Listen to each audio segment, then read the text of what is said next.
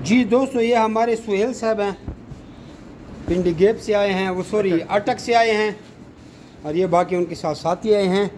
और इनको हमने 5 जोड़े फुल ब्रीडर जैंट अंगोरा के दिए हैं। जैसे आप लोगों को पता है कि हमारा 35,000 रुपये का जोड़ा है, लेकिन 3 जोड़े का पैकेज हमारा 75,000 का चल रहा है, तो समझो 25,000 का जोड़ा पड़ गया।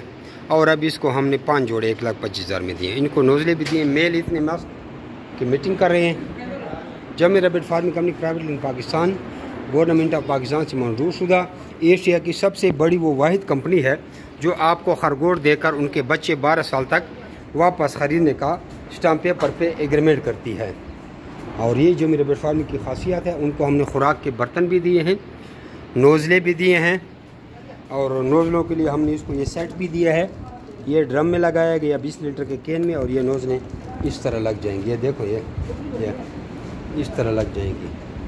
बस कोई टेंशन नहीं, पीछे ड्रम पड़ा रहेगा और आगे खरगोश के बच्चे पानी पीते रहेंगे। अपने नाम और शहर का नाम व्हाट्सएप करके आप रैबिट की रिगार्डिंग सारी मालूमात हासिल कर सकते हैं।